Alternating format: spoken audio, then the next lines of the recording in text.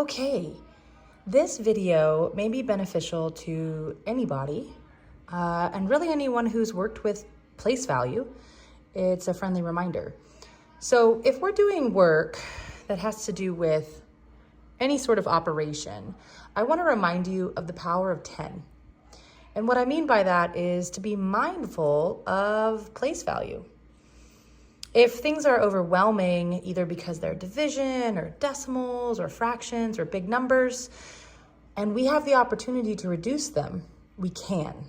That concept is difficult for some to understand, but remember the relationships that occur in the tenths place or the tens place or the 100,000th place are all the same. The numbers interact the same. So in this particular example, 30 over 100, maybe I'm being asked to reduce it. That's a very 5th or 6th grade task. We start that in 4th grade. And it might be overwhelming. Oh my gosh, those are really big numbers. Not necessarily. There's a 0 at the end on both the top and the bottom.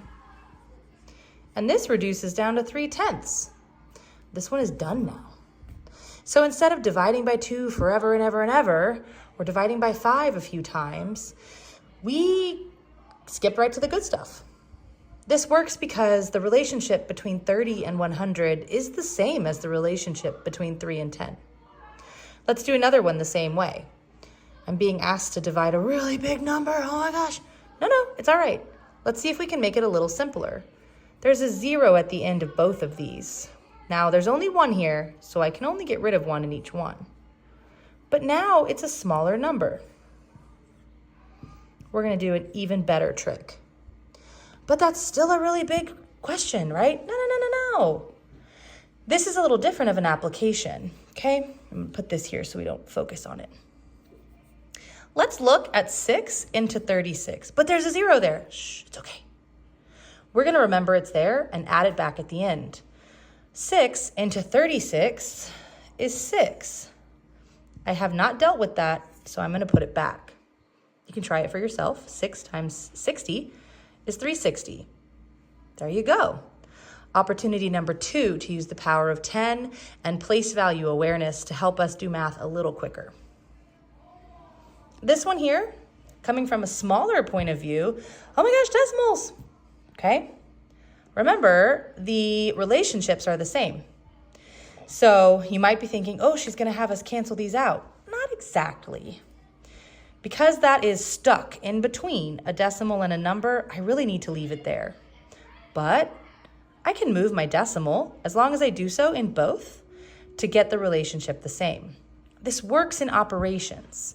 Really, this in particular only works with division and multiplication though, so be mindful. I'm going to move this 2 times this way. I'm going to do the same here. That's going to produce 3 divided by 1 now, which is 3.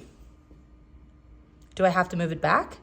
No, because what I've done is show that the relationship in this 100ths place is the same as the relationship in the ones place. 0.01 can go into 0.03 3 times. There are a lot of hacks like that. And I'm always looking for, now I'm on the lookout when I see them or I use them in a way that I use all the time and a student goes, oh, that's really cool. Or even a parent, oh my gosh, that's a great trick.